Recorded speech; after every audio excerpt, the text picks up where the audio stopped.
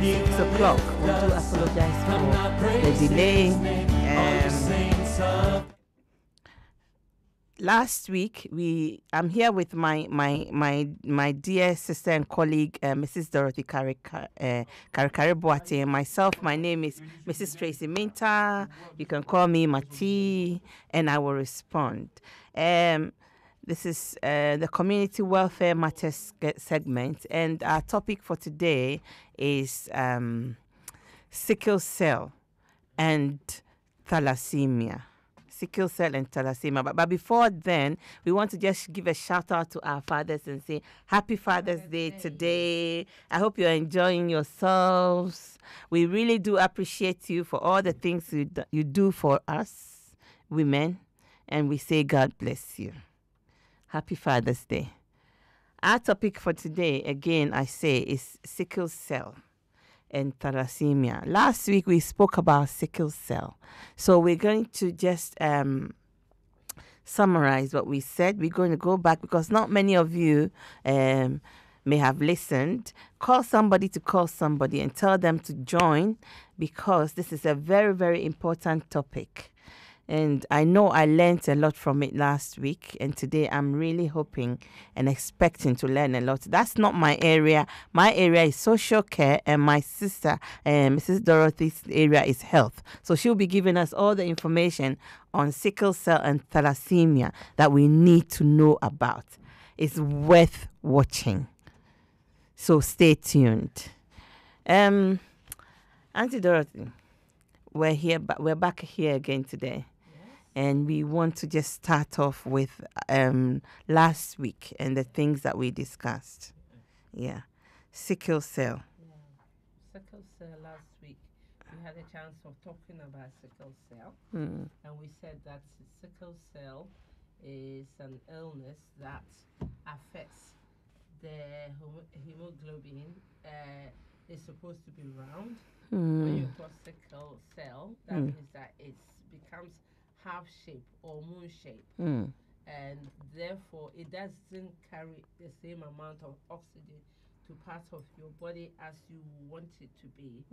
That is why people get pains from it because the body is not being nourished. Yeah. Nourished. And often people, we also talked about the fact that it's very common in our community. Yeah, in the black community, yeah. Especially African community. West African communities. The sickle cell people in Mediterranean area. There are Arabs who may have sickle cell area. And so and there are some white people, which is quite real. But some white people who may have had black people in their family line, they don't know. Now, you can't see them as having black blood in them, but then still, some of them... Yeah, so the black has filtered down to white. So, they have it in their lineage some time ago and they didn't know. They talk about a patient that I had before. And we talked also about the fact that the reason why it's really important is that it affects the person and it affects their chance of even bringing a child into this world as well if the person has got sickle cell. We also said that if I am got sickle cell, my husband doesn't have sickle cell, my child will not have sickle cell. The child will have to inherit that gene, the faulty gene from the father and one from me. Before they get, Otherwise, the child will be a carrier, a trait of sickle cell. So what you're saying is that you're healthy, you haven't got the sickle, no, the father hasn't got the sickle cell trait, they are carriers, and then the mother is clean. The child doesn't have to, they may not get anything. Okay, that's... A child can be a carrier as well. That's useful to know, that child can be a carrier as well. So it's really important that, especially for us young people, try and get their status from their GPs. Yeah. If you go in to have your normal MOT, what we call normal medical check, you can always ask your GP to do the blood test. You want to know your sickle status. Auntie, I want to highlight on this because I think it's very important. When I went home, I remember saying it to my kids. We highlighted that in this country, everybody has the right to ask for an MOT. Yeah. What is MOT? We know a general health check that everybody can ask for. This is already paid for, isn't it, by the government? So you need to go to your GP once a year. You can ask for that health check. Blood tests. You need to know your blood group. Even some people are walking around, they don't know what their blood group is. There could be emergencies and things, and somebody needs to know your blood group so that you can get your blood transfusion ASAP. So it's very important to have that MOT. You don't have to pay anything. All you have to give is your time to go to your GP and ask for the a general health check. Just like how you do it for your car, you need to do it for yourself. As a human, you only have one body and you need to maintain it. You need the MOT. Go and ask for it. Don't think you're young. I'm trying to encourage the young people as well, the youth, the young people. Parents, encourage your children. Talk to your children about it. Every year, ask them to go to the GP. In fact, book the appointment for them so that they can just go and have that test. Yeah, it's really quite interesting. What I Yeah. want to stress is that GPs are amazed when they see young people who are interested in their health. Their health, yeah. Yes. So if you go there, your GP will be very pleased to see that you want to take action. You want to look after yourself. Yeah. Because we've got only one life, so you better live it, and also you better look after it. So it's really important. And we talked about the fact that the pain can be pain in, often it affects your spleen, your kidney, your brain. Yeah. It can cause someone to be very, very tired most of the time, restless. Some people may have fast pulse, headaches, cold hands and feet, a pale chest pain. So there are so many things that you can get if the person has got. And if a mother is pregnant with a sickle cell baby, the possibility of them having the baby or having a miscarriage is also high. So it's really good that you know that your partner is, if you're a carrier, you make sure that you don't also get yourself involved with someone who is also a carrier. And I said that in the Jewish Q people, they manage to control that by families talking to each other and getting the test, so that if someone knows that they carry the gene for Tay-Sachs, then therefore they don't get married to someone else who's got the same gene, because they don't want to bring a child or their child dying before the child is even born. Yeah, so somebody may ask what Tay-Sachs is, because they may not have illness, which is very, very common. Like sickle cell is common in our community. It's also common in the Jewish community. And in the 1960s, 70s, the Jewish people got together and they decided that they would do something about it. Stop their children having babies who will die or will suffer that degenerative illness. So they started educating each other. So what happened was that it got to a point that they then advise each family, tell your child to get a test and you know their status. So that when they meet someone for the first time, they will be able to tell the person that, what is your status? So that they don't develop any relationship that will lead to anyone broken heart. It's really important. It's in the open. So it's important that when somebody, especially for the young people, I remember one of the things we said was that if somebody meets a young girl meets a young man and they want to engage in a relationship and they realize that this relationship is going to go far, it's going to go far, what they then need to do is to ensure that they have the test beforehand, because there's no use getting into the relationship. investing all your emotions into the relationship, and then you realize that you can't be together, because it would be very unfair and very cruel to see, to know that you're going to have a test and realize that the two of you are carriers.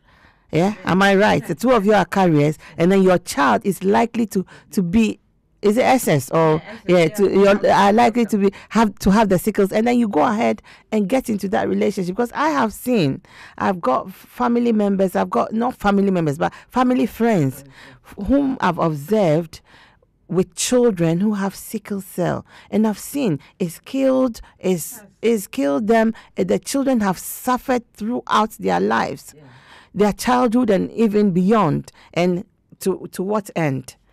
So if you see, it's very, very important to have the test, and then if you and have it, the timing is important. The timing is important as well, and then you have to put all emotions aside, and then get just break up the relationship. You don't need to go. I will advocate that a lot before you quit whilst you're ahead. Yeah, isn't it? Yeah, often that's what I'm saying, that. And in the Jewish community, the families got involved. Yeah. And so they counsel each other and they supported each other. Yeah. And because of that, it's dying down. Yeah. It hasn't been eradicated, because some people may decide that, even though I know, I still want to go ahead. Yeah. But it's always good when you have got the information and you decide to go against that information. That's fine. That's your choice. Yeah. What you are going through, what you are going to face in the future. Because when we say that 1 in 4 of the children, I know someone who had 10 children. I think it was a 10th child who was the only one who wasn't a carrier or didn't have a trait. Wow. So she, people think that they say 1 in 4. So if I have 4 children, only one will be S. 2 will be carrier. And 1 will be okay. No, sometimes you can have all the 4 will be will have the sickle cell. Yeah. So you don't know how, you can't detect how nature works. Yeah, that is very, very serious. So we have to be very, very mindful about that, and we have to learn from it. Because even when you don't know, I mean, back home when parents didn't know, lots of them, they would say that, oh, this family, they suffer from a woman who, because of either the person has got sickle cell or thalassaemia, and that is why their children die, because there's a type of thalassaemia that if that child inherit that, that child dies. Even when you give birth to that child, a few hours, that child dies. Anyway, pregnancies end up being still. So that thalassaemia, we haven't come back to it. But I was just going to ask, the thalassaemia, does it affect African people just like how sickle cell does as well? Yes, but it's not as common in us, but it does affect some people. Do have thalassaemia in African communities. Because I know that, as I said last week, I had a client who had thalassaemia, I think the serious form, and he came back from Afghanistan, one of those countries, and he's a UASC person. And when he came, he was so pale that immediately we had to take him to hospital and just have blood transfusion. And he was having that blood, and he was very stubborn. Sometimes he doesn't want. He's 21, but he doesn't want to have it. He's gone back and forth. Often with young people, that is what you come across. Sometimes they know the symptoms of their sickle cell. But sometimes they don't take the medication. You can understand you have to be on antibiotics forever. You're always being asked to take antibiotics. And it gets to the point where you get fed up. You don't want to take it. But it's because you're prone to infections. That's why they want you to take the antibiotics.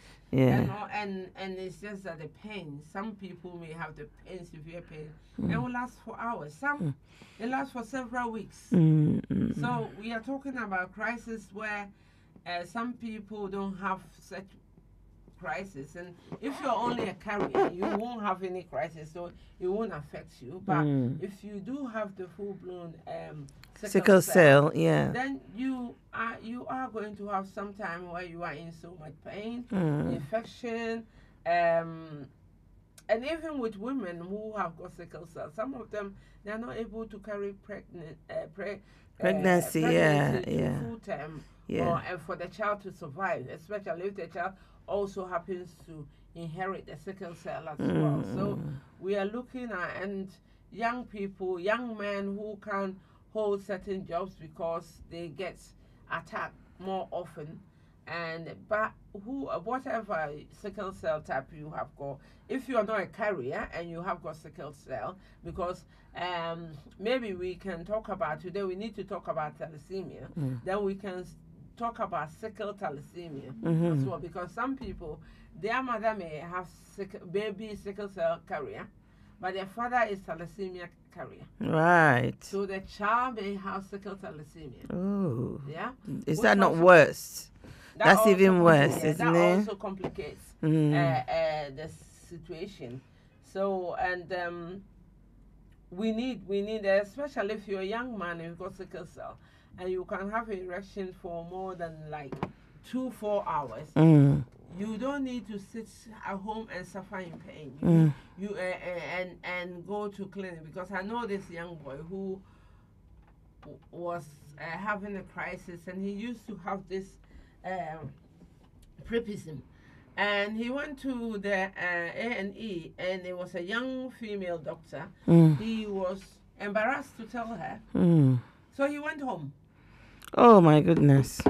So if he wasn't living with people who realized how unwell he was and took him back and said that he couldn't even walk, and then they realized that he suffered from priapism. That means that the erection that comes on and for about 2 to 4 hours, the person having an erection. And because he's a young boy, he says that he had other symptoms of the sickle cell, but he's never had that before. So when that happened, he didn't know what to do. So it's really important that you seek medical attention. So I think in this area, I like the way the Jewish people looked at, have handled their situation. And I think this should, it's more of education to our community then. If we can just hold the bull by the horn and just get on with it, and also do it that way, there should be tests. Are there tests in Ghana? Or it's more of raising awareness? I think Ghana, there's a test in Ghana. No, test in terms of when people if they can just take this approach where somebody needs to do the campaign in that area and educate. It's more about education now, isn't it? It's more about education. I think that the gentleman who did his research there 2 years ago, it was public health. And I think that Public Health Ghana needs to sort of look at that and maybe do a lot of campaigns. Because the reason why I'm saying that is I was watching YouTube just last week, and there's this guy, when you talk about that erection issue, it could be that it's not sickle cell. I don't know, but nobody was asking him that. But what annoyed me was that he had come on the radio station, right? And he had an erection.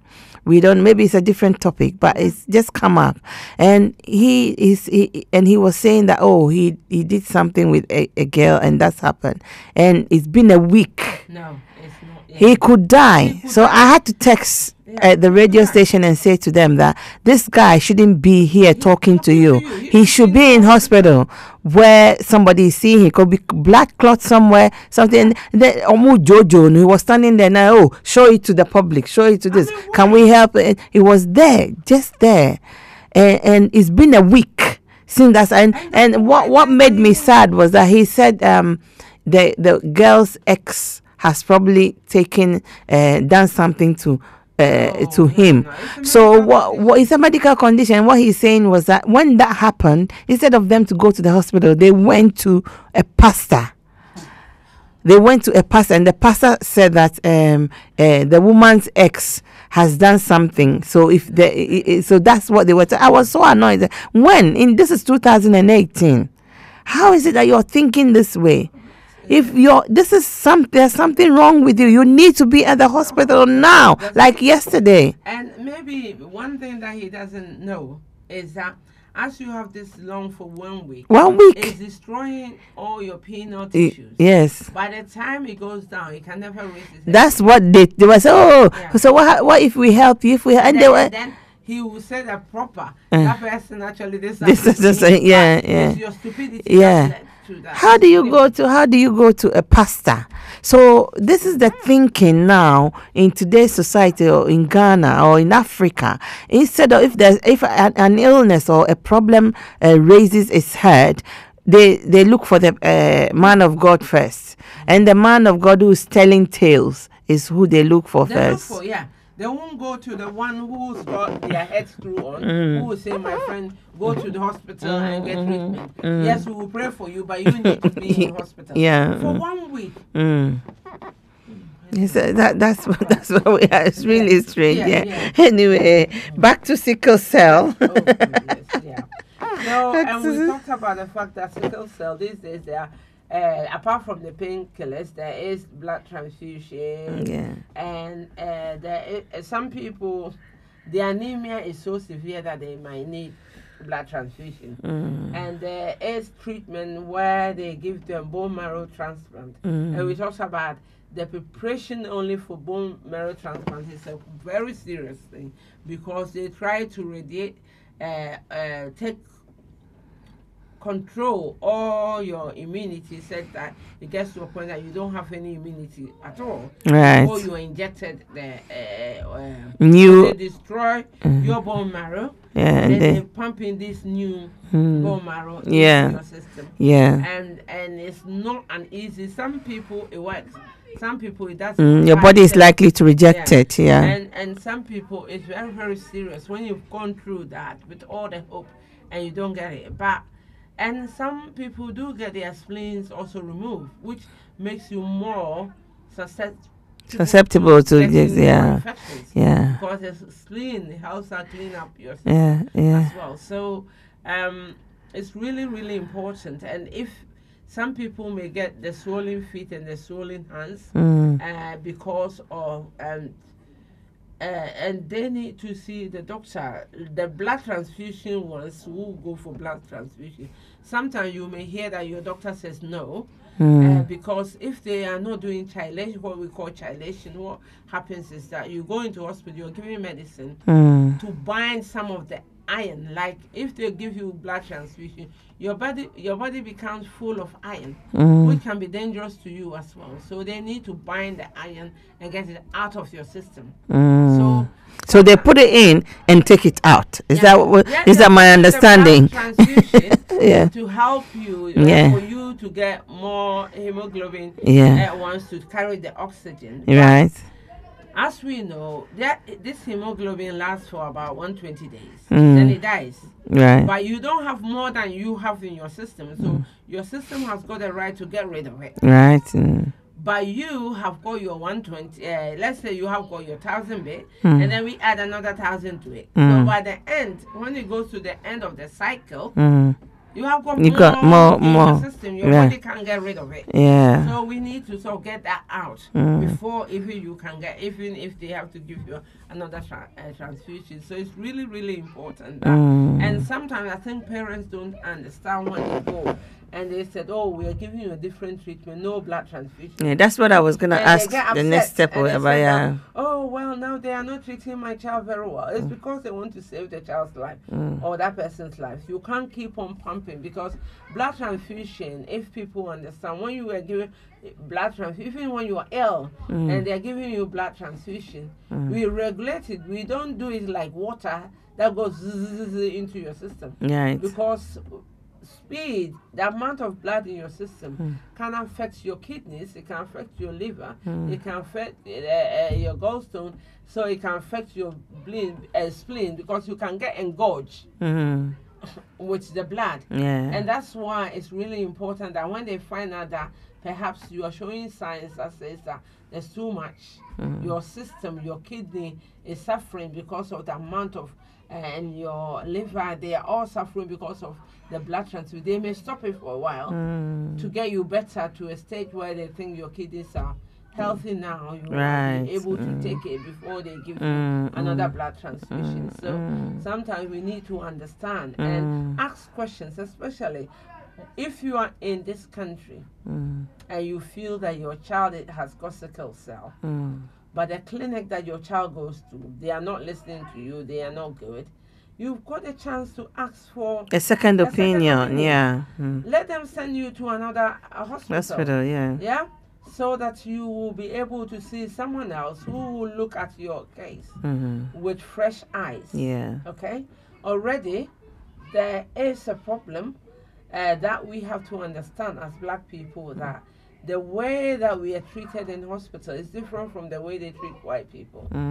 So if you go there, why is that? Is it because just we are black, or is it the? Are we talking sickle cell, or is just a general treatment? Rule. It's innate in them. They don't give us the same service that they give white people. And I'm saying that because I've worked in this NHS for a long time, and there are things that you see and you question that how this thing wasn't done this time. And yes, and they cover up as well. No one will say, oh, it's because whatever. Oh, we were about to do that. So we need to wise up and ask more questions, right? When people do know that you know what you're talking about, they then listen. We can't, because everyone, even if every health professional, even if they didn't know it before, in 1997, a paper came out that says that everyone with long-term condition, they know their condition better than you do, doctor, the nurse or the physio or whoever you are. So it's you. We are supposed to listen to that person. So they are meant to listen to you as a long-term condition. As sickle cell is a long-term condition. They are supposed to listen to you, how you feel, how you think your illness presents itself. Because I may have sickle cell, someone else may have sickle cell, but I may have crisis which lasts for maybe 2 hours. Someone's lasts for about 4 weeks. So you cannot, if you are my doctor, you can't say, oh, well, this person gets their medication, they're okay after maybe a few hours. How come yours is still... Exactly. We need to ask questions because people are individuals and we experience our illness in different ways. So we need to question as parents.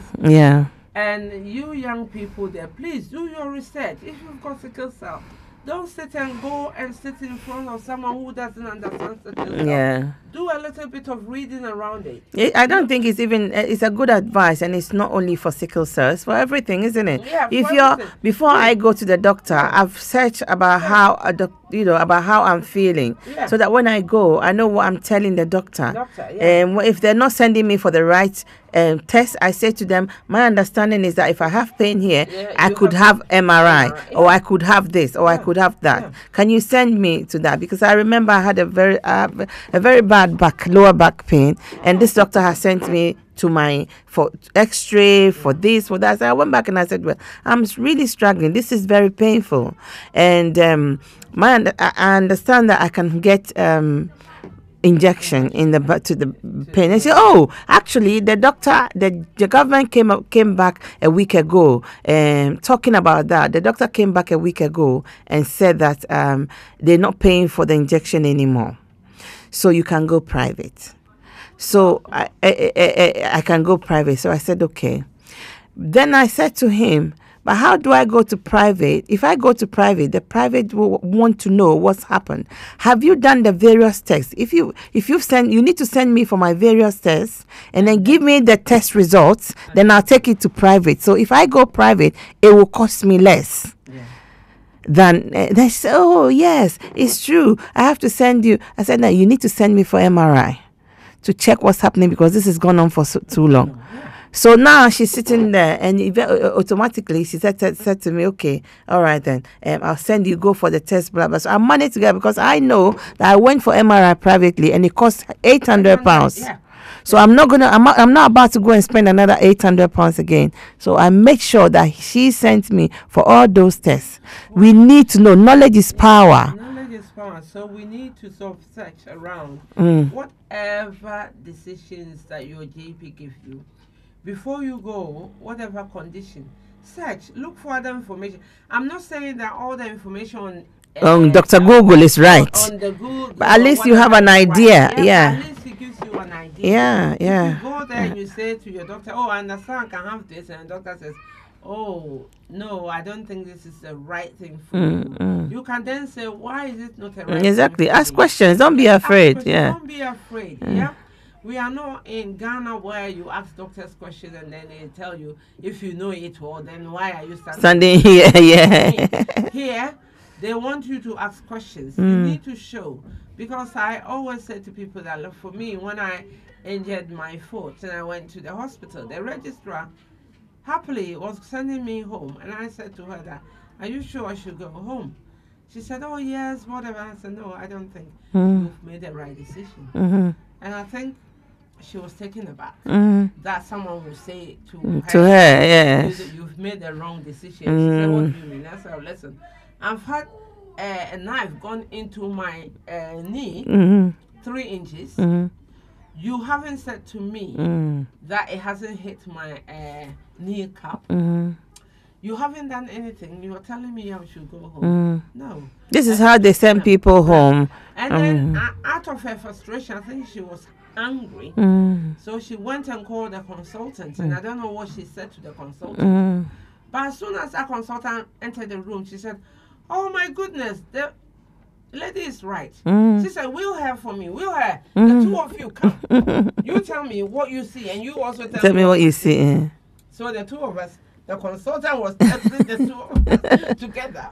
And I said to the consultant, "But I am not your registrar." He says, "You know what is going on. So I want you to look at the X-ray and tell me what you think is happening and what should happen." So, I mean, we laugh about it. You don't have to have the knowledge to that level to question people and say, "Look, I have got a patient before who said that she went to hospital and the doctors were discharging her and said, 'Oh, go to your GP.' And he says, 'No, I won't go to my GP because you are sending me home saying that I'm well. Why do I have to go to my GP the following day? No, I'm not going.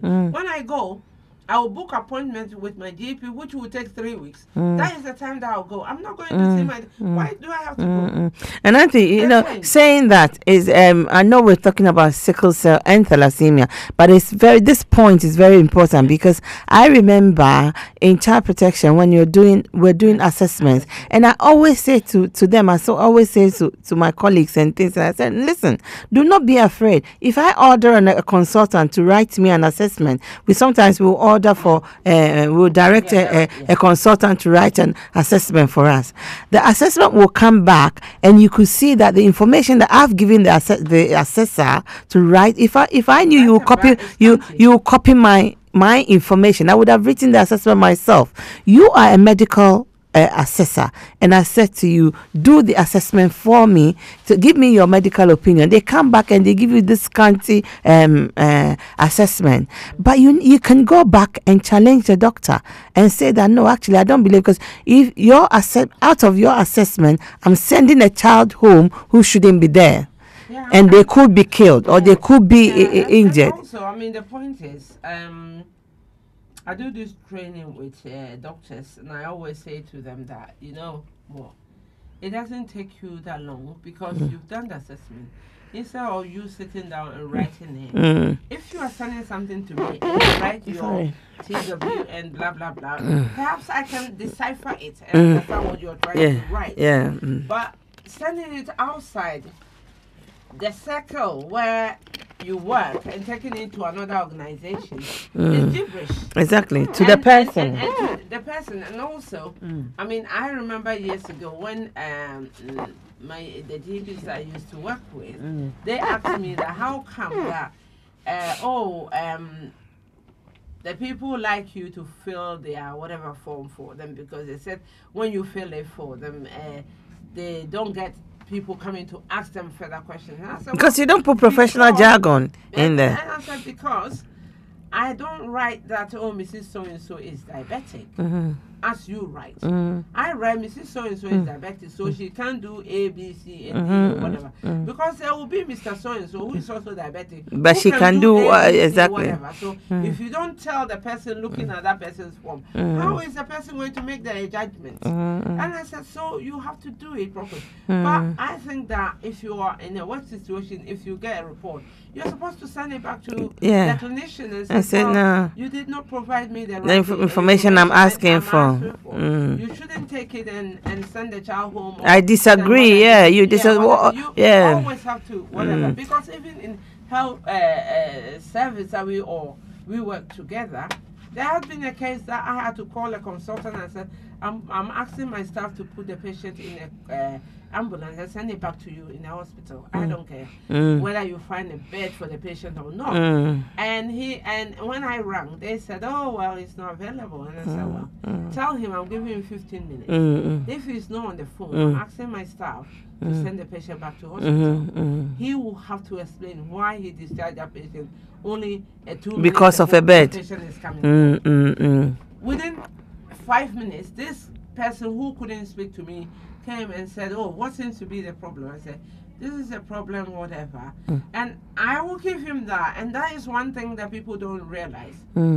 If you get through to the consultant, they are excellent most of the time. But you can't be rude to your doctors and things. Most of the time, they are excellent. This person solved my problem for me within that 5 minutes that he got his time to speak to me. That lady stayed and he sorted things out. So often when you question more, you get a right people. One thing about professionals, they don't like the person who knows and questions. But if you question and you know, they say, "Oh my gosh, if I don't do this, this woman will get me in trouble or something." So it's important for you to try and question. The point we are trying to raise is, don't keep quiet. In the same vein, do not be disrespectful. They're there to do a job. So when you meet a professional, try and be courteous, at the same time constructively put your views forward. And get your needs met in that sense. So whether it's sickle cell or any other condition, you need to ask questions. You need to talk. You need to research before you go. You need to be able to talk about how you feel properly with your doctor. Don't just get yourself up and go to the doctor, and always be told about what is wrong with you. You need to know what's wrong with you. Sometimes we don't even have the words to articulate the things that we're suffering. And that leads to wrong diagnosis or things like that. There is a big test, uncle, whatever. Someone said to me that, well, I'm going to my doctor. How do I tell my doctor that me yemi kusu kusu? How would you say that to your doctor? So we laughed about it, But you need to be able. You probably say my stomach is dancing. So we laugh about it and say, well, you need to articulate. Yeah. You need to gesture. Sometimes you have to show gesture to your doctor what is my stomach is rumbling or something like that. And often they will ask you a series of questions. That is where it comes, because I'm saying to people that if you don't feel that you can speak the English very well, and you can take someone with you, take a friend who you say, oh, tell him whatever, because these Asians, they do that. They take even their child, the youngest child, with them to go to appointment, and the child will interpret for them. So if you don't feel confident and competent to be able to articulate, why not take someone with you who will be able to tell the doctor exactly what you are saying, that you are saying. Honestly, if you are talking about gynecological things, I will not advise you to take your child, or your child along. Take someone who you can even take your young person, your 19-year-old AD, because they're good to that age. Then your children need to know sometimes. A 9-year-old boy, you take to an appointment for a gynecological problem, because that child wouldn't understand what it is that you want them to be saying. But you need to take people with you, and we need to ask questions. Ask questions so that they know that you are well informed. You are not going to go away if they don't give you the right service. We need to ask questions, because the lack of us asking questions meant that we are not getting the right service for ourselves. Let's go back to our thalassemia. Today we're talking about thalassemia, and thalassemia is often how is often common in Asians, Middle East, so Arabs, some Africans, Mediterranean countries like Greece and Turkey might have thalassemia, and some in this country there are some white people who do have thalassemia. But what the thalassemia and sickle cell is, you have got all your hemoglobin, only that some of it is being made into half shape. Thalassemia, on the other hand, is that you are not making part of the hemoglobin. Is that not the same then? No. Because in sickle cell you have got the hemoglobin. Let's say a sickle cell, you have got the hemoglobin, all right. And it's just that the part that is able to carry the oxygen is not being able to carry the oxygen fully. Okay. With thalassemia, sometimes part of the hemoglobin is cut off. Right. The gene is cut off. Some people will inherit and will not have the gene for the hemoglobin, or some of the hemoglobin will be producing abnormal, not the abnormal that, because the sickle cell, you produce the right cell. Right. But with thalassemia, what you produce is not the right cell. So because the sickle cell is able to carry maybe half oxygen around, the abnormal cell you make, gene that you inherit for thalassemia, will not allow you to make that hemoglobin at all. Even if you make that hemoglobin, it won't look like the hemoglobin. It will be a mutation of. So you be something like you copy something which is not the real deal. And like the hemoglobin, like thalassemia, like sickle cell, is inherited. If your parents don't have, if both parents are not carriers, so one may have the thalassemia and one may be carrier, you will not have thalassemia. So it's inherited. You have to inherit 2 genes from mother, 2 genes from father, which are faulty, to get thalassemia. And thalassemia can be major or minor. Okay. There are some people who say, "Oh, I've got thalassemia," but it's minor. So is this the one that's called the alpha? There's one called alpha. Okay. There are 2 types of major groups of thalassemia. There's a beta thalassemia and alpha thalassemia. And if we are talking about the beta thalassemia, beta thalassemia, the person will inherit from one parent who is a carrier, a mutation, or a mutation, or one that deletes the hemoglobin completely. Right? So that's a bad one. That is a bad one. Right. So you are going to have, you'll be affected by the full-blown thalassemia. Right. And with the beta thalassemia, it comes in 2 forms. You have the beta thalassemia, and you have got one which they called, come on, I need to think about it. There is another type that also, but that one is not serious. If you've got beta thalassemia, those are the ones who often get blood transfusion. Right. Okay. So the more serious ones. That's the more serious one. They will get the blood transfusion all the time, because the anemia, you know that the hemoglobin is the one that makes the blood. Right. Okay. And the gene is not producing that at all. So the person becomes very severely anemic.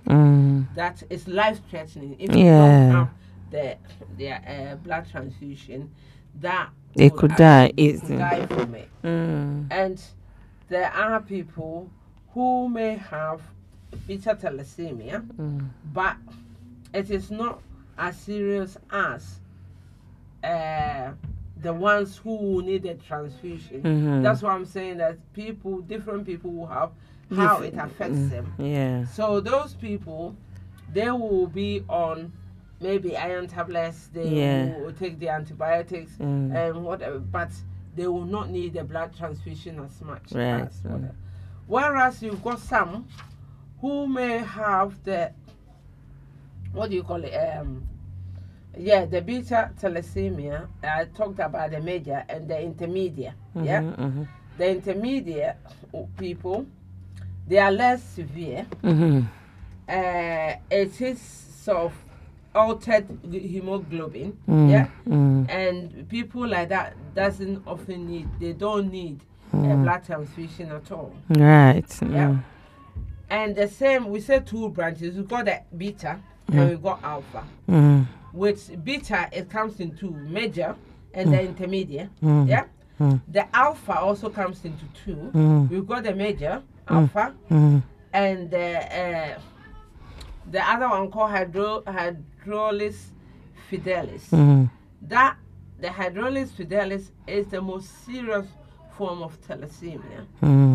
Often a child, even if you are pregnant with a child with hydrolis fidelia, the possibility of you having that child born alive is virtually none. Even if they survive, they die within hours of being born. And that is a severe form of thalassemia. Of the thalassemia.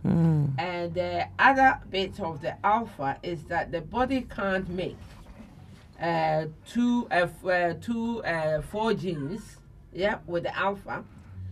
And what happens is that you have to inherit 241 from your mother, 241 from your father, and often that one is called, they call it hemoglobin H. And those ones means that the person is not also suffering just like the beta one. They may or may not have the transfusion most often. The alpha one. The alpha ones, They may not need transfusion all the time, right?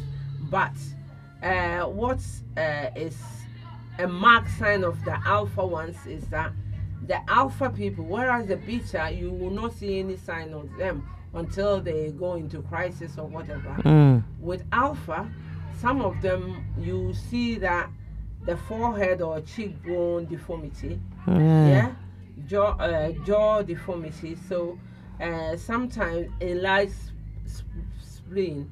You know that sickle cell people can have enlarged spleen, but with thalassemia alpha, it is very, very enlarged. So the person, you see it protruded stomach because the spleen has been so much enlarged and malnutrition. So with the alpha, there are signs that you can see from the person. Whereas the beta, you can't often see the signs apart from them being anemic and needing the blood transfusion. With alpha, sometimes you can see the jawline, the forehead, the cheeks. The person's face can deform. Can be deformed. At what age? From birth. Right.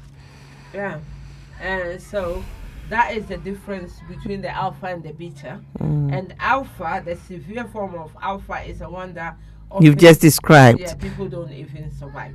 Right. The hydrolis fidelis.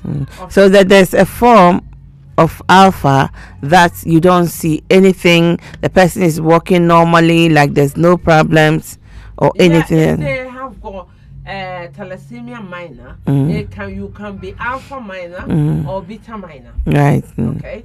Those minor, they are carriers. Right. They will not see any sign. Nothing is wrong with them, so to speak. Yeah. They are healthy. They carry on with their life. Nothing at all with them. The only thing they need to look after themselves is that if they are getting into a relationship, knowing that they don't also get married to someone who is sickle cell or thalassemia, either. That's the only thing. If you're an alpha minor that means that you inherited 240 genes from your parents. And if you're beta minor, you inherited 140 genes. What if your parents never knew they had any 40 gene in their bodies? Well, that's the thing, because if you're a carrier and you never had a test done, how would you know you're a carrier? Because you were never ill. This never happened. They may say, oh, you're anemic, and then you think, oh, I'm not eating very well. You start eating. Let me eat contumely or stuff like that. And then you become okay, so it doesn't become a problem at all. Right? The reason why this public health thing is really important is that you don't want people to get into relationship who are also carriers and that they will also produce children who may have the full-blown illness. They don't have, so they don't know, but their child may have that. And that is the reason why it's really important that we learn a little bit about it and we ask questions. Like I'm saying, if you're a young person, find out. If you're a carrier, you're not in pain. You're nothing, there's nothing wrong with you, so you will never know. It's the ones who have got the thalassemia who will be exhibiting problems by this time, because most children with thalassemia, by the time they are about 6 months, they know already. So they would be on treatment. It's the carriers that you can live your whole life, so your death time you wouldn't know that you're a carrier. And that is what we are trying to say, that know it. If you know it and you are getting into a relationship, then you make sure that that person also check whether they are also a carrier, that the two of you don't try. Because can you imagine if you are a carrier of alpha minor and you have got alpha thalassemia minor, and your partner also have got alpha thalassemia minor, and you're not lucky, and your child has got hydrolis fidelis, that means that you can never have any child, because once a child gets hydrolis in the stomach, during conception, as they are growing up, they are born stillbirth all the time, or even when they are born, they die within a few hours.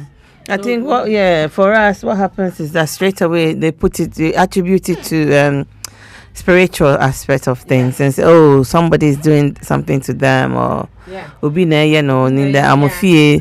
I was saying, that woman who had children with disabilities, all of them, all of them, and often it's very, very with those genetic illnesses, often common in boys than girls. The woman will be carriers, often women are carriers, but the boys tend to have the full blown. So that is why it's really important that we ask questions, because if you've had a child and all of a sudden they're saying that, oh, he's got this, sometimes to hear if the child has got a genetic illness, as soon as it's seen, they will call the parents to have genetic counseling. But some of our people don't go. Right? I know. I have to chase, and this is a Ghanaian woman and the husband. I chase them, and then I got the woman, and the man, I think no one has ever been rude to me in me doing my work as well as that man. He just told me that you people don't have anything to do with your life, and why are you wasting my time? I don't want to come to any, I'm busy working and whatever. So he never went. And I don't know what happened to them, because their first child was really, really disabled.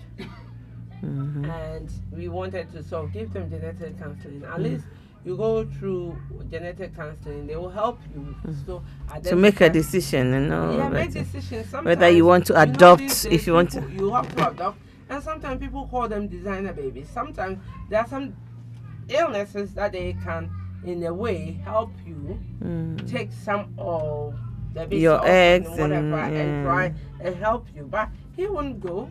He was whatever, because I thought, oh, today I've got him in the house, and he was so rude. Let me tell you, this is over getting to 20 years, but I remember very well. He was so rude, so rude, and saying, oh, you all don't have anything to do with your life and your blah blah blah, but yet you have got a child sitting in front of you. The child is ill. So sometimes our people too, we don't sort of try and engage and try to get what it is that I do. Because even if you say to people that, yes, I love my child, whatever has happened to my child is happened to my child. So how do I not have another child that is that much disabled? It will help. It will help. Just have that conversation. No one will force you to go and do anything that you don't want to do. People are there to help you. So it's really, really important that we understand that. Because some of our children are suffering. They are in so much pain. And recently, some of the figures, children that tried to kill themselves, the figures is showing that most of them are children who have some kind of diseases, right? Chronic illness, yeah. A sickle cell and all those things. So if as parents we don't try to engage, now there's a clinic that's been set up in North London, basically to admit young people who are diabetics who are not coping to the extent that they stop taking their medicine, they stop behaving like doing anything that will help. They stop taking care of themselves and neglecting themselves. That's basically self-harm. Yeah, it's self-harm. Self-harm. So they are trying to sort of engage.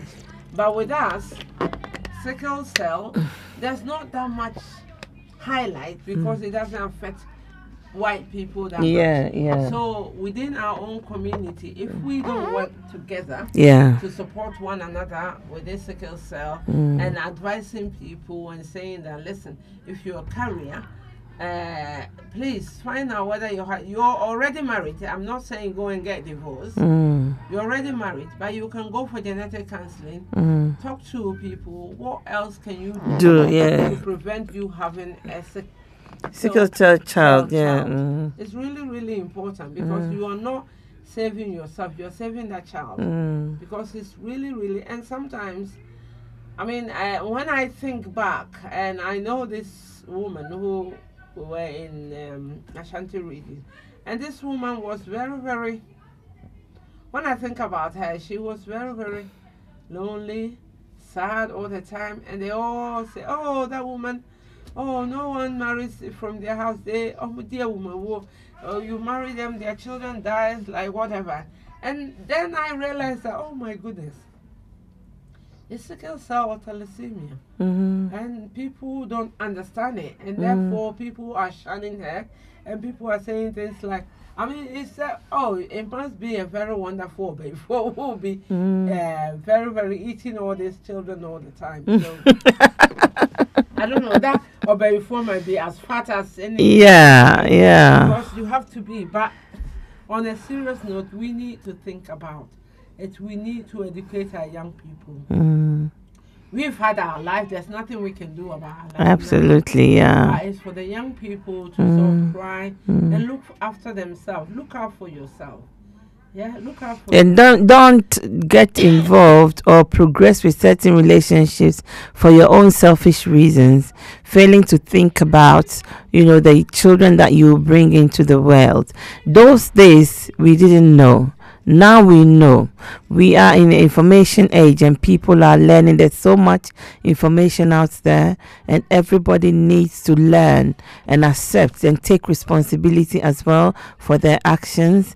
Do not suffer a child because of your own, oh, I love him, but I love him. I can't break up with this, with it. For me, if you're not married,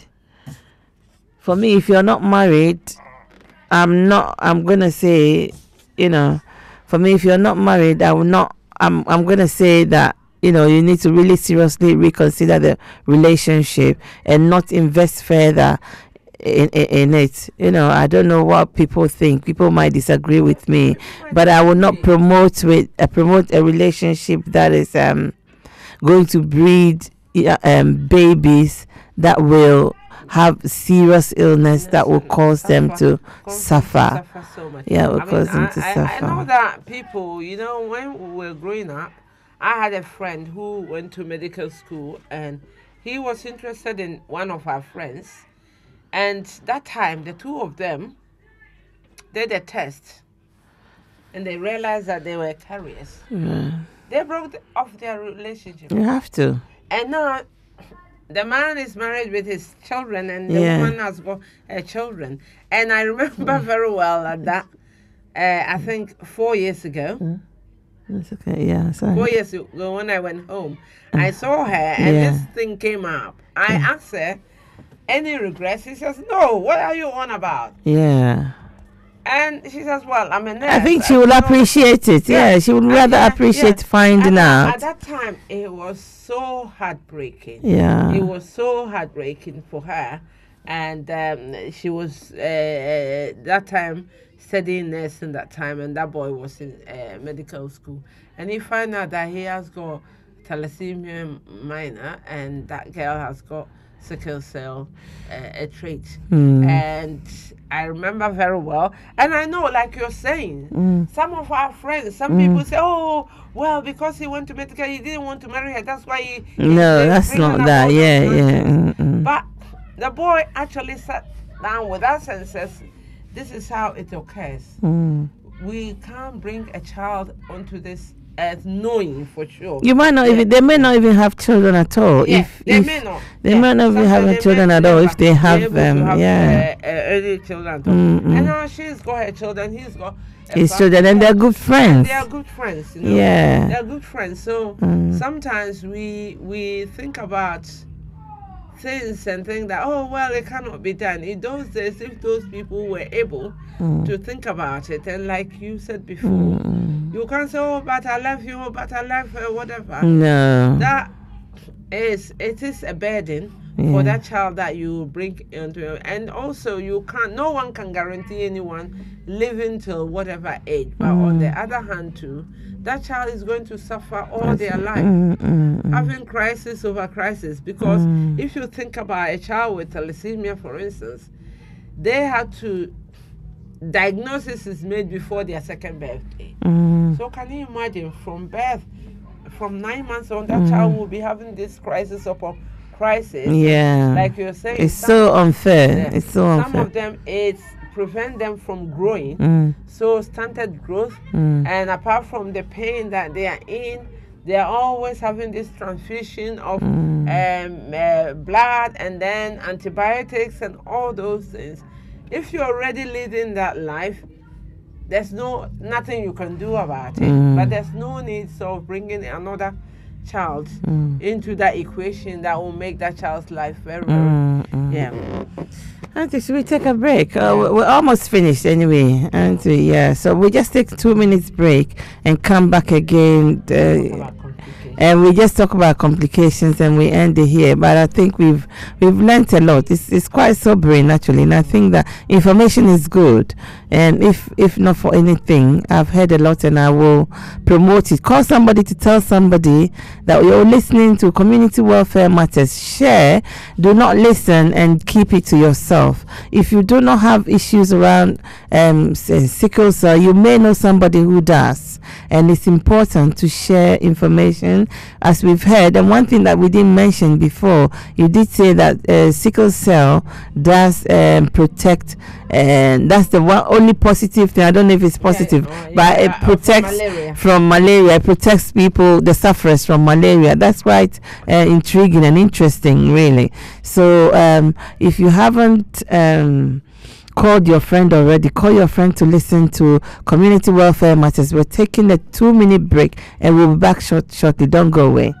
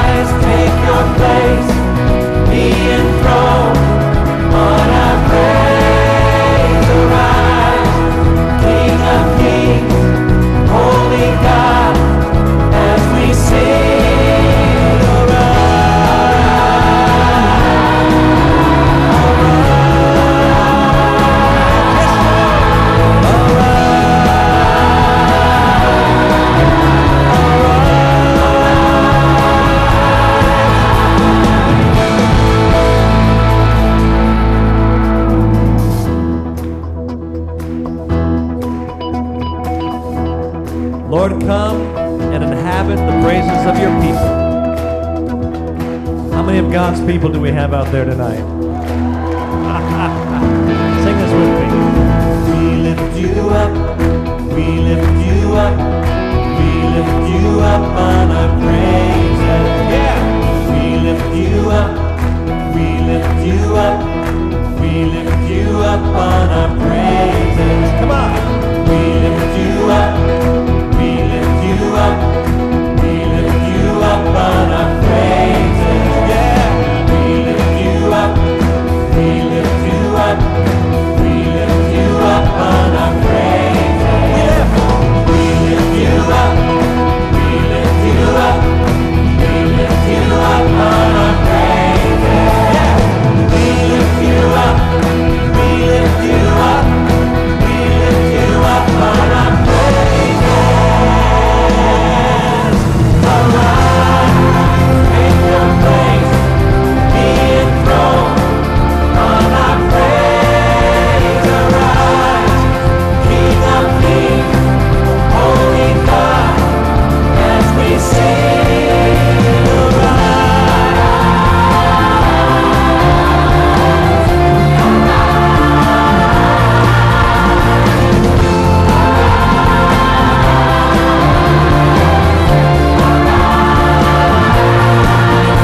Arise, take your place, be enthroned on our praise. Arise, King of Kings, Holy God, as we sing.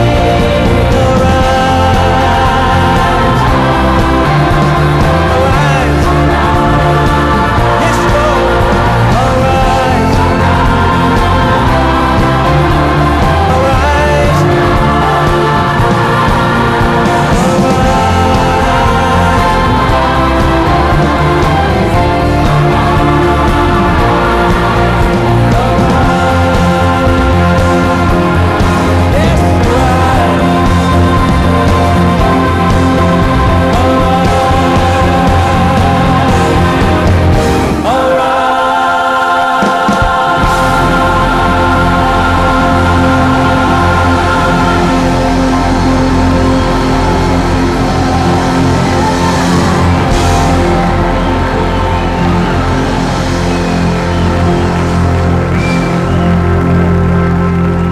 Arise, Lord. Be enthroned on the praises of your people. Yes.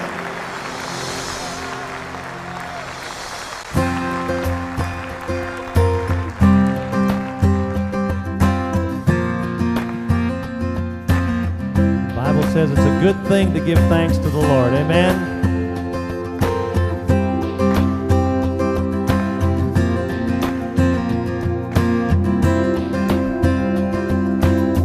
I come before you today,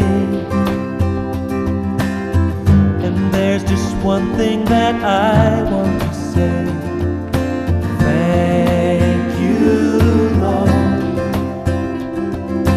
Thank you, Lord.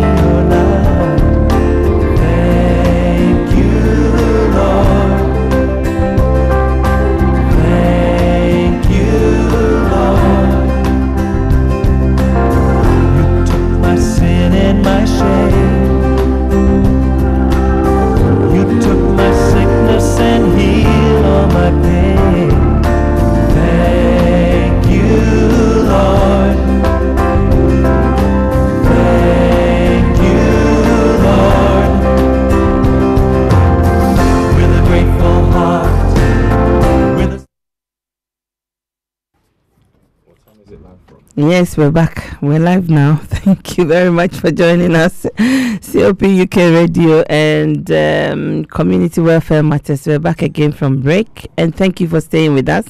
And notice that people are still waiting. The topic we've been talking about today, or we've been discussing, has been sickle cell and thalassemia. I think it's a very interesting topic. And we've said a lot. I can't go back, but when you if you want to hear it, or if you just joined us, and go to YouTube and you'll find it, or go back to Facebook. Those of you who've watched it throughout or who stayed with us, share with your friends as well. So we're back now on sickle cell and thalassemia. Auntie. Yeah, I mean we are back. We just want to look at some of the symptoms of thalassemia, because thalassemia, like I said, that the people with alpha, sometimes they will have facial deformity. Yeah. Sometimes that happens, deformity. Some people will have delayed growth. Mm-hmm. Yeah. So there will be stunted growth. So if you've got a child who is not growing and they are got sickle cell or thalassemia, they need to be seen. Just looking at, just looking at their hormone levels and trying to sort of help them grow, effectively. And excessive tiredness, we mentioned, because you're going to be anemic, there's a lot of excessive tiredness, not being able to concentrate, because if you are in pain, no one can concentrate with pain anyway. Of course. And sometimes too, we talked about people having high, quick pulse. If you have got very quick pulse, it means that the oxygen is not going through your body effectively. Yeah. So it makes people feel faint sometimes. Yeah. And sometimes when they stand up, they feel like they are going to faint. There are people who might have swelling. You see, because of the spleen gets really enlarged. So because of that, some people will show signs of the sign that sometimes you see in children, when you call kwashoko, swollen belly. Yes, swollen belly. Some have swollen hands and feet as well. And it might not be that, and they can be malnourished as well. Because you know that the body needs the oxygen to nourish it. And so if you don't have enough oxygen going through your body, then healing of things, so if something cuts you, it takes longer to heal. And often that one aspect of thalassemia or sickle cell, for instance, that often we categorize, let's say leg ulcers, for instance.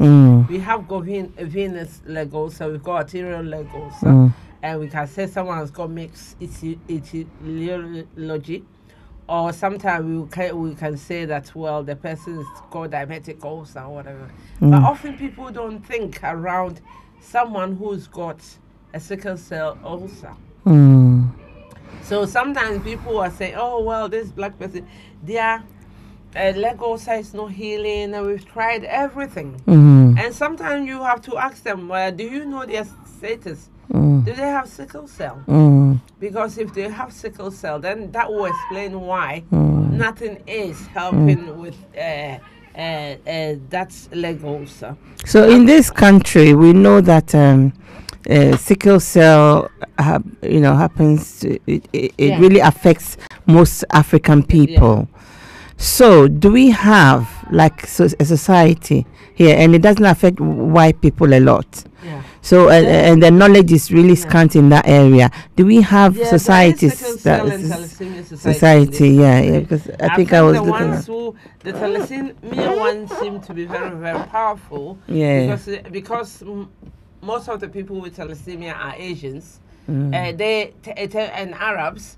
their groups, especially going to Barnet area, that group is very, very strong group. Because I think when I was doing my research, I saw UK Thalassaemia Society, but I didn't see Sickle Cell. There is Sickle Cell Society, which is in South London.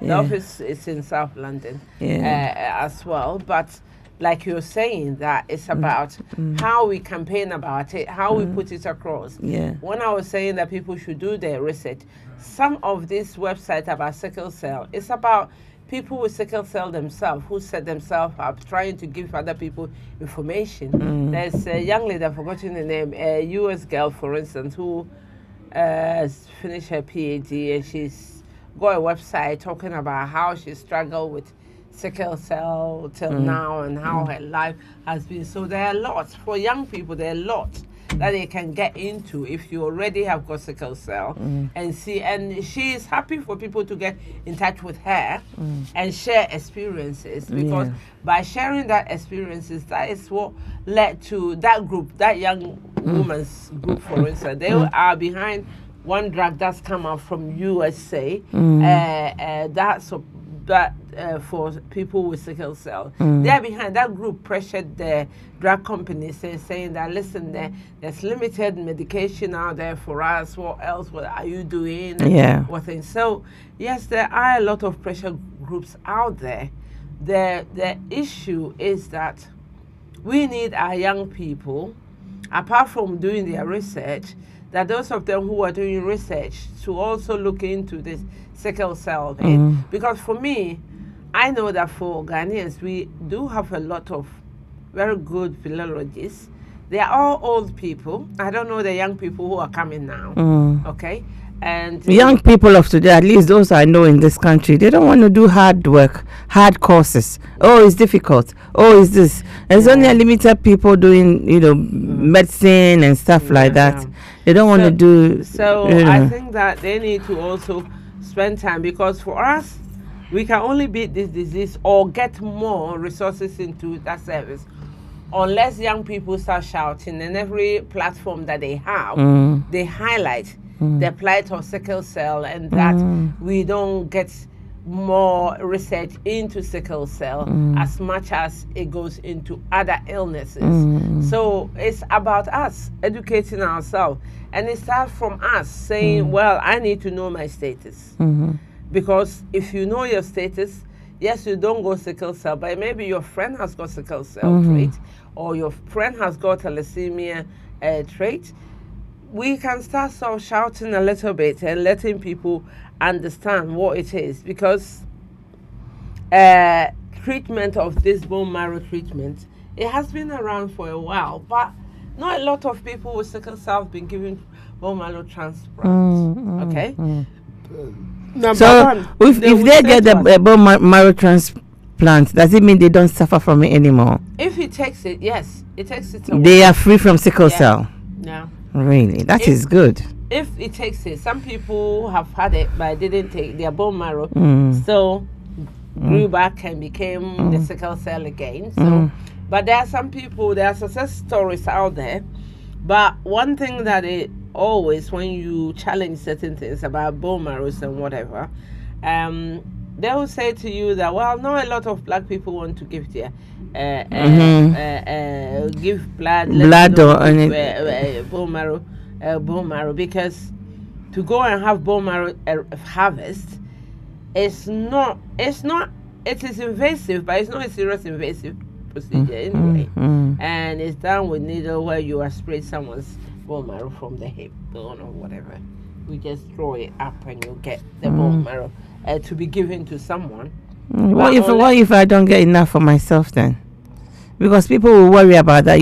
For black people, we have our own mentality, and we have our own. No one takes anything from anybody without testing you to see if you have enough or not. Get that out there. Yeah. You can give a bone marrow. You can give bone marrow for donation. Yeah. People can do that. People can do that, but you'll be tested to see that you're compatible with the person who needs a bone marrow.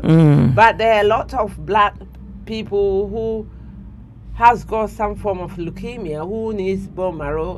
We don't get. But we don't get it because we don't give. Yeah, but the point is no one, because a young lady came into hospital, wanted to give one kidney to her dad, and during the test, it was seen that she also had the same condition the father had, that led to the father being ill. needing the kidney. So the kidney wasn't taken away, they're taken from her. Yeah. It was explained to her that no, you might need, these are things that we will need to help you so that you also don't go into kidney failure, but you are not a strong candidate to do that. So no one will take anything from you. If you're anemic, you go to hospital. Before they take your blood, they have to test absolutely, yeah, whether you are anemic before they take your blood. So everything you'll be tested before they remove whatever. But there are some people that the spleen becomes so big that it has to be removed.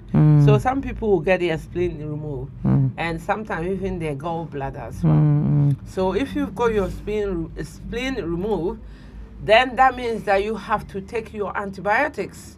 Somebody will be asking, what's spleen? Spleen is one of the organs that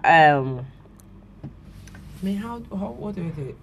It's the cleaning system. It cleans our system. Yeah. So it is part of the drainage system. Yeah. Right. It sits on top of the liver across here.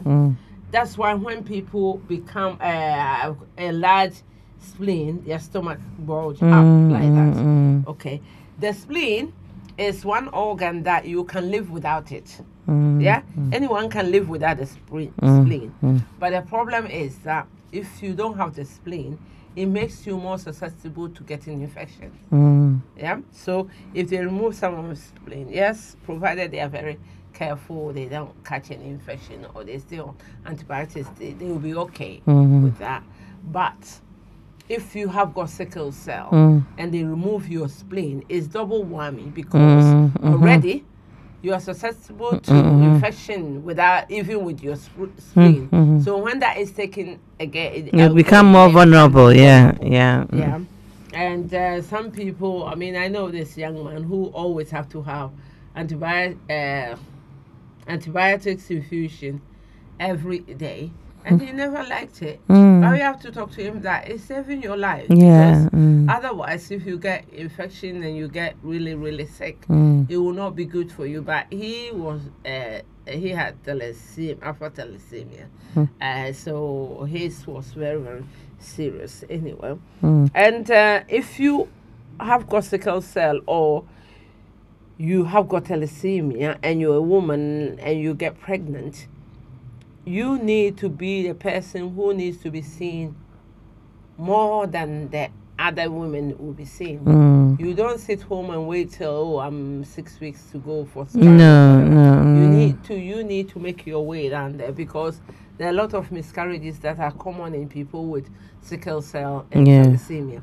And even if you are a carrier, and it happens that you are carrying a child who is got sickle cell or thalassaemia, the possibility of you aborting that child is also high.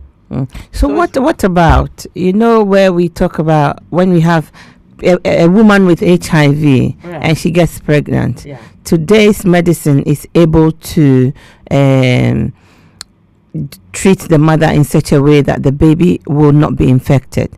Why are they not doing the same thing for sickle cell? Sickle cell and thalassaemia,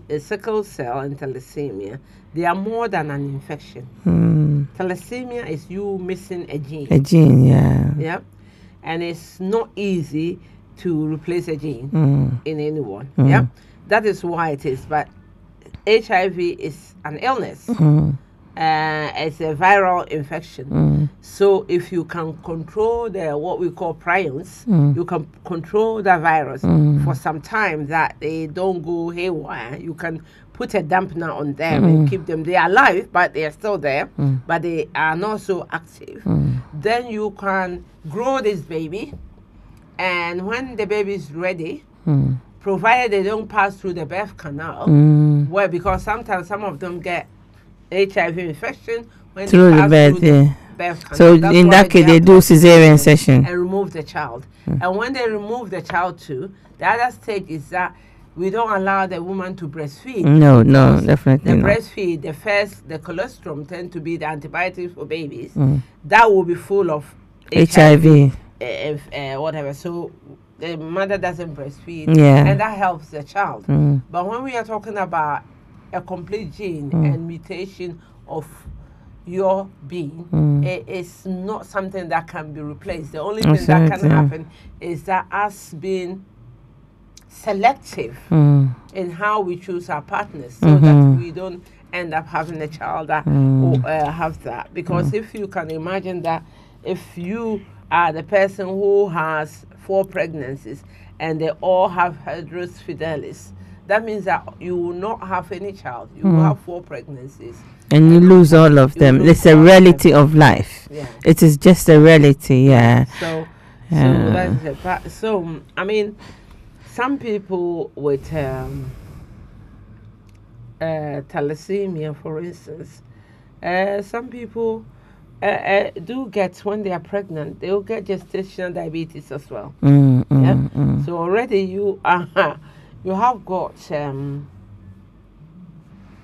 thalassaemia and you're worried about it. Then you get gestational diabetes as well on top of it. So and heart problems.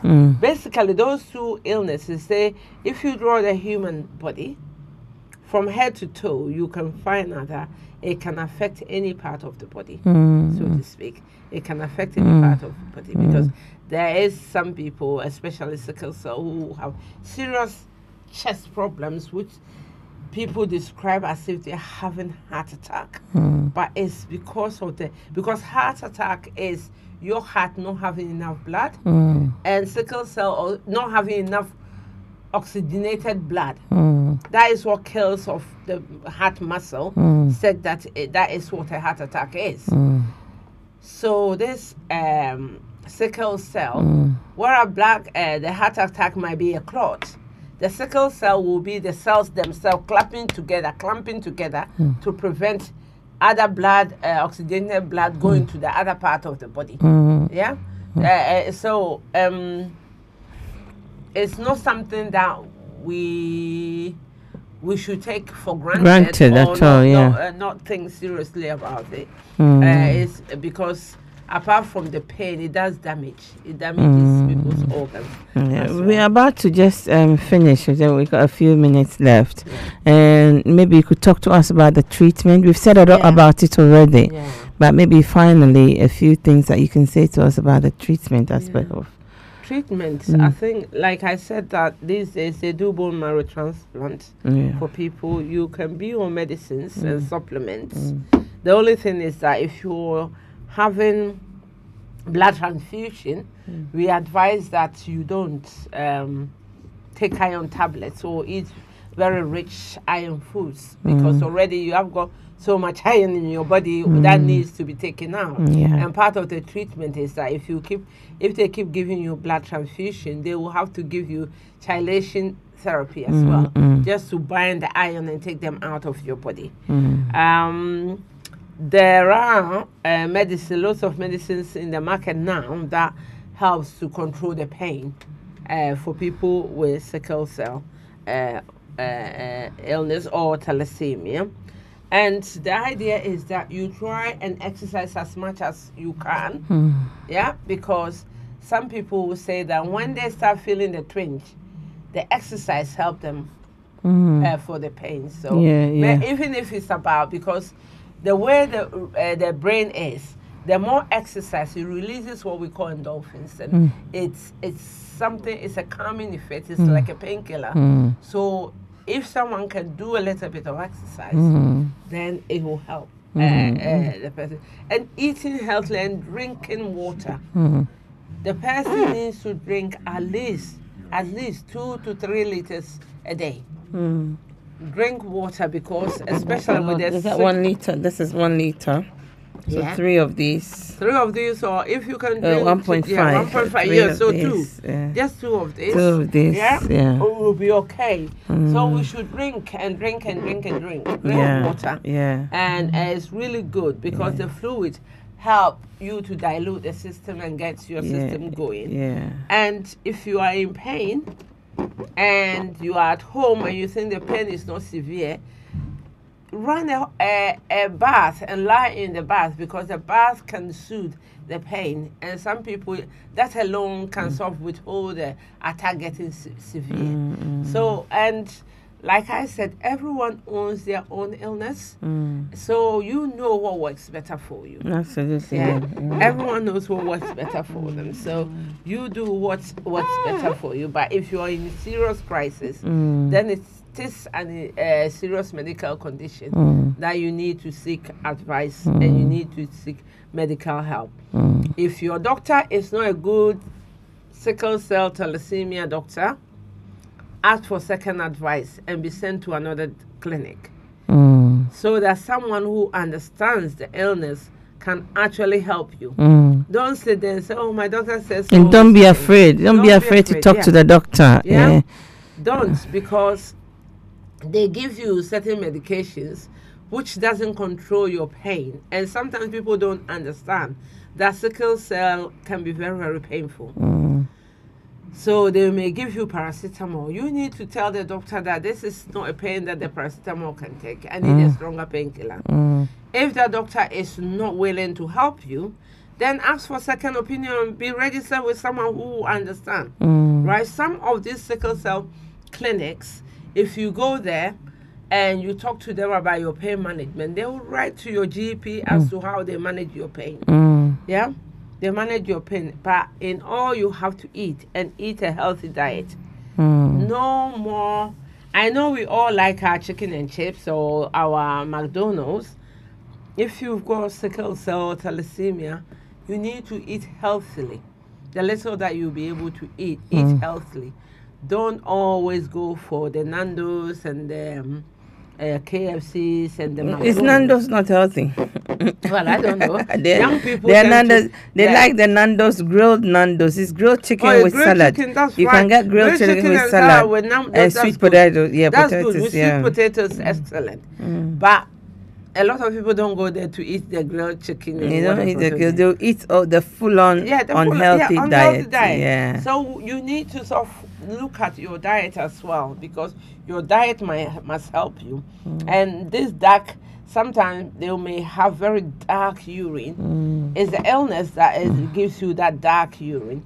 But also, if you haven't drank enough water, or depends on sometimes some foods that you eat, whatever you drink, your urine will still be dark. But some people, that is a marker for them.